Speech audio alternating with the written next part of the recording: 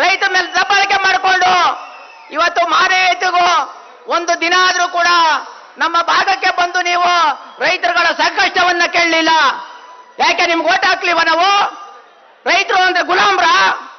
ಇವತ್ತು ರೈತ ಅಂದ್ರೆ ದೇಶದ ಬೆನ್ನೆಲುಬು ಅಂತ ಹೇಳ್ತೀರಿ, ಸಂವಿಧಾನದ ಹೆಸರಲ್ಲಿ ಪ್ರಮಾಣ ವಚನ ಮಾಡ್ತೀರಿ, ರೈತರ ಹೆಸರಿನಲ್ಲಿ ಪ್ರಮಾಣವನ್ನ ಮಾಡ್ತೀರಿ. ಆದ್ರೆ ಇವತ್ತು ರೈತರ ಬೆನ್ನು ಮೂಳೆ ಮುರಿತಕ್ಕಂಥ ಕೆಲಸವನ್ನ ಮಾಡ್ತಾ ಇದ್ದೀರಿ.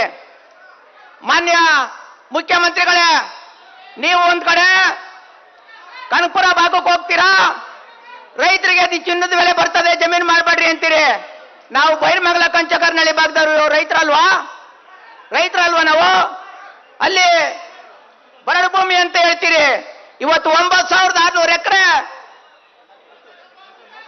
ಫಲವತ್ತಾದ ಕೃಷಿ ಬೆಳೆಯಿಂದ ಅದು ನಿಮ್ಮ ಬೂಟಾಟಿಕೆ ನಾಟಕ. ಅದು ಒಂದ್ ಕಡೆ ಗಿಡ ನೆಡೋದು, ಇನ್ನೊಂದ್ ಕಡೆ ಮರ ನಾಶ ಮಾಡೋದು.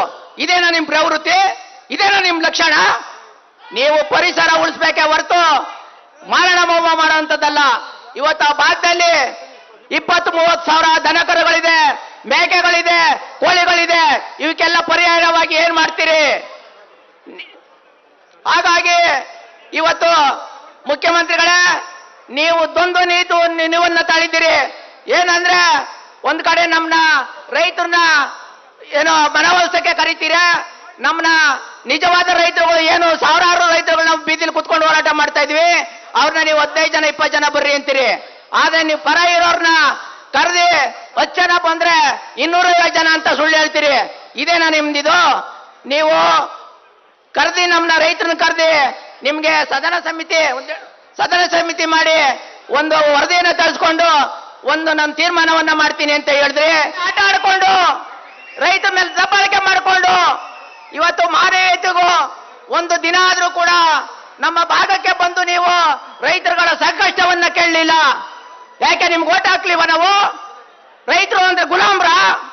ಇವತ್ತು ರೈತ ಅಂದ್ರೆ ದೇಶದ ಬೆನ್ನೆಲುಬು ಅಂತ ಹೇಳ್ತೀರಿ, ಸಂವಿಧಾನದ ಹೆಸರಲ್ಲಿ ಪ್ರಮಾಣ ವಚನ ಮಾಡ್ತೀರಿ, ರೈತರ ಹೆಸರಿನಲ್ಲಿ ಪ್ರಮಾಣವನ್ನ ಮಾಡ್ತೀರಿ.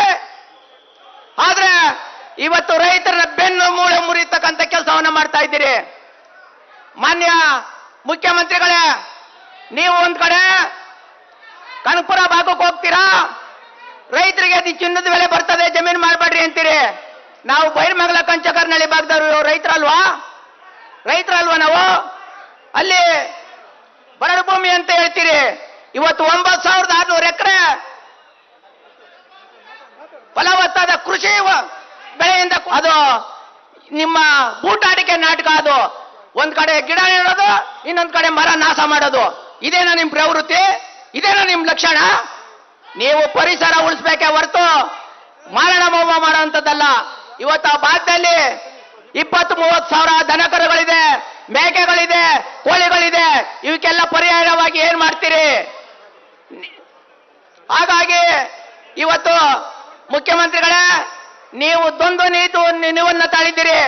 ಏನಂದ್ರೆ ಒಂದ್ ಕಡೆ ನಮ್ನ ರೈತರನ್ನ ಏನೋ ಮನವೊಲಿಸಕ್ಕೆ ಕರಿತೀರ, ನಮ್ನ ನಿಜವಾದ ರೈತರುಗಳು ಏನು ಸಾವಿರಾರು ರೈತರುಗಳು ನಾವು ಬೀದಿಲಿ ಕುತ್ಕೊಂಡು ಹೋರಾಟ ಮಾಡ್ತಾ ಇದ್ವಿ, ಅವ್ರನ್ನ ನೀವು 15 ಜನ 20 ಜನ ಬರ್ರಿ ಅಂತೀರಿ. ಆದ್ರೆ ನೀವು ಪರ ಇರೋರ್ನ ಕರೆದಿ 10 ಜನ ಬಂದ್ರೆ 250 ಜನ ಅಂತ ಸುಳ್ಳು ಹೇಳ್ತೀರಿ. ಇದೇನಾ ನಿಮ್ದಿದು? ನೀವು ಕರೆದಿ